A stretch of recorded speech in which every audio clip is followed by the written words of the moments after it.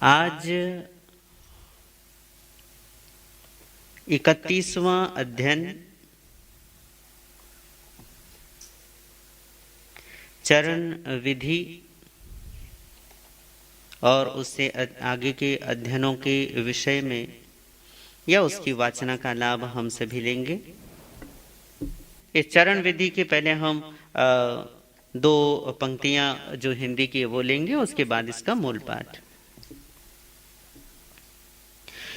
संयम धर्म की पालना चारित्र का आधार है, परित्याग दूषण से ही होता आत्म का उद्धार है।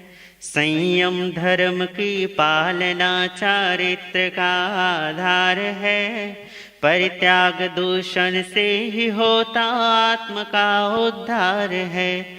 भिक्षु के गुण धार करके आत्म की रक्षा करें, चरण विधि को पाल करके जीव भव सागर तिरे।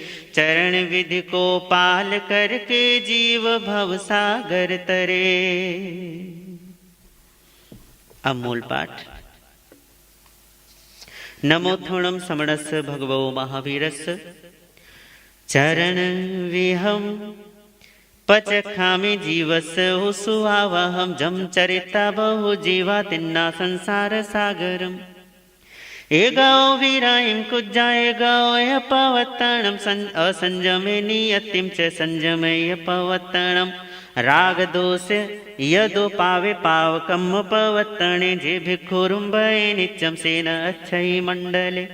दंडाणं गारवाणं च सल्लाणं च तीयं तीयं जे भिक्षु जयणी नित्यं सेयन अच्छै मंडले। दिव्य जे उवसग्यतः मे तेरिच्छ माणुसे जे भिक्षु सहाय नित्यं सेन अच्छै मंडले। द्विगः कसाय सन्नाणं झाणाणं च दूयं तः जे भिक्षु जय नित्यं सेन अच्छै मंडले। वयसु इन्द्रियेषु समीयेषु क्रियासु ये जे भिक्षु जय नित्यं सेन अच्छै मंडले। लेसासु च सुखायेषु छक्के आहार कारणे जे भिक्षु जय नित्यं सेन अच्छै मंडले। पिंडोगः परिमासु भयठाणेषु सत्तसु जे भिक्षु जय नित्यं सेन अच्छै मंडले। महेषु बंभ गुत्तिषु भिक्षु धम्मं मेधसु विह जे भिक्षु जय नित्यं सेन अच्छै मंडले। ओआसगाणं परिमासु भिक्षुणं परिमासु ये जे भिक्षु जय नित्यं सेन अच्छै मंडले। किरियासु भूयगामेषु परमाहम्येषु ये जे भिक्षु जय नित्यं सेन अच्छै मंडले। गाहासोलसयं तः संजमं ये जे भिक्षु जय नित्यं सेन अच्छै मंडले। बम बम मीनाय झरणेषु ठाणेषु ये समाय ये जे भिक्षु जय नित्यं सेन अच्छै मंडले। एक विषाय सबले भाविषाय परिसय जे भिक्षु जय नित्यं सेन अच्छै मंडले। ते विषाय सुय गणे रुवाये सुसुरेषु ये जे भिक्षु जय नित्यं सेन अच्छै मंडले। पणवीस भावना सुद्देशे सुदासाणायं जे भिक्षु जय नित्यं सेन अच्छै मंडले। अणगार गुणेहिं च पगपम्मित एव ये जे भिक्षु जय नित्यं सेन अच्छै मंडले। पावसुयप संगेषु महाठाणेषु चैव ये जे भिक्षु जय नित्यं सेन अच्छै मंडले। सिद्धाय गुण जोगेषु तेतिसासायणासु ये जे भिक्षु जय नित्यं सेन अच्छै मंडले। येषु ठाणेषु जे भिक्षु जय नित्यं क्षिप्पं सो सर्व संसारा विप्पमुच्चये पंड्योत्ति वेमि। यह चरण विधि जो नाम है अध्ययन का,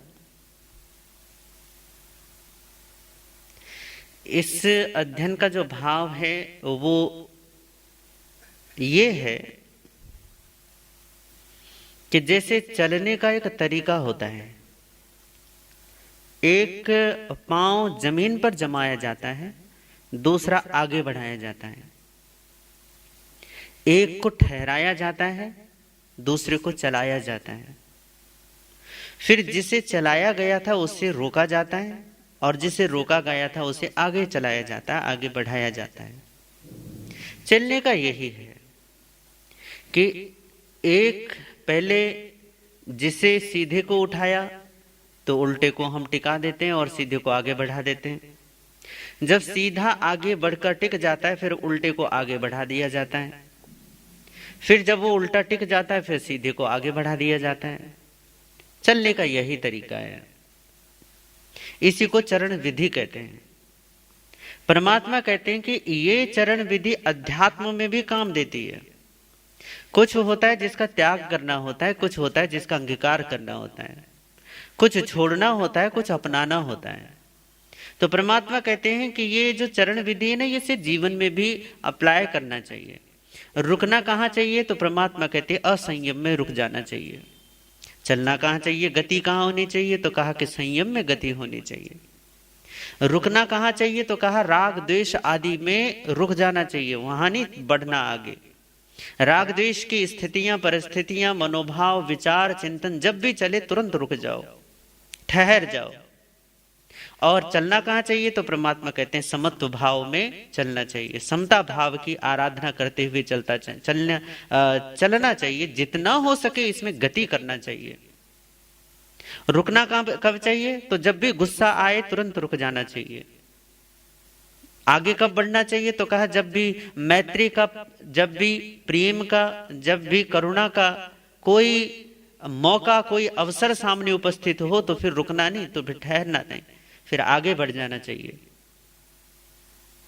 अहंकार जब भी सर उठाए तब रुक जाना चाहिए। और विनम्रता का, अहंकार शून्यता का कोई अवसर हो तो रुकना नहीं बल्कि आगे चल पड़ना चाहिए। त्यागना क्या है और अपनाना क्या है? परमात्मा कहते हैं सत्य को अपनाना और असत्य को छोड़ना, अज्ञान को त्यागना और ज्ञान को, बोध को धारण करना, अविद्या का त्याग करना, विद्या का स्वीकरण करना, मिथ्यात्व को छोड़ना, सम्यक्त्व को अंगीकार करना। इसी को चरण विधि कहते हैं कि कुछ है जिस पर आपको चलना होगा, कुछ है जहां आपको रुकना होगा। और आजकल की जो समस्या है वो यही है, हमें चलना बहुत आ गया है, रुकना नहीं आया है। हमें आगे बढ़ना तो आ गया, ठहरना नहीं आया। काम करना तो सीख लिया, विश्राम करना नहीं सीखा।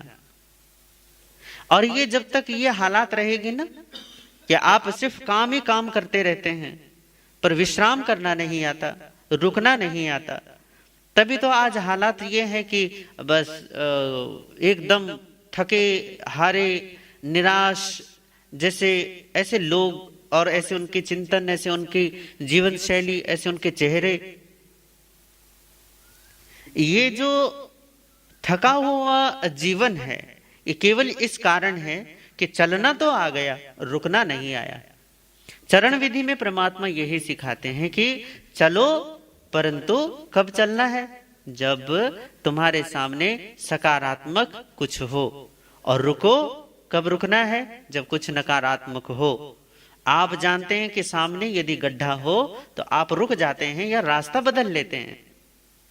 परमात्मा भी यही कहते हैं कि जब भी कोई अज्ञान की गर्त आए, अज्ञान की खाई आए तो रुक जाना चाहिए और ज्ञान के रास्ते पर रास्ता बदल के ज्ञान के, बोध के मार्ग पर चल पड़ना चाहिए। यदि तुम जबरदस्ती करोगे तो खाई में गिरोगे भैया, फिर कुएं में गिरो। और लोग यही कर रहे हैं, पहले अंधेरे कुएं में गिर जाते हैं जबरदस्ती करके कि नहीं हमें तो बढ़ना है आगे। पहले बढ़कर गिरेंगे और फिर बाद में हाय बचाओ का हल्ला मचाएंगे। ये एक बार की कहानी होती तो चलो बात भी समझ में आती। जन्मों जन्मों की यही कहानी है। हर बार तुम कुएं में गिरते हो, मौत के कुएं में, फिर कहते हो बचाओ। जैसे तुम्हें बाहर निकाला जाता है फिर से तैयारी करते हो ताकि तुम कुएं में गिर जाओ, ताकि तुम फिर से आवाज लगा सको कि हमें बचा लो। चरण विधि में यही परमात्मा कहते हैं कि जब भी कोई गर्त, कुआं, गड्ढा, खाई आदि आते हैं तो जैसे तुम रुक जाते हो ना, ऐसे ही क्रोध का, मान का, राग का, द्वेष का, आसक्ति का, मोह का, अविद्या का, अज्ञान का, अबोधता का कलह का, क्लेश का, झगड़े का, अहंकार का, किसी भी प्रकार के संसार के विकारों का कोई भी अवसर आए तो तुरंत अपने आप को रोक देना चाहिए और रोक कर अपने आप को सकारात्मक रास्ते पर, सकारात्मक राह पर अपने आप को बढ़ा देना चाहिए। यही चरण विधि है। कहीं रुको, कहीं चलो, कहीं विश्राम करो और कहीं आगे बढ़ जाओ। तो ये चरण विधि अध्ययन है।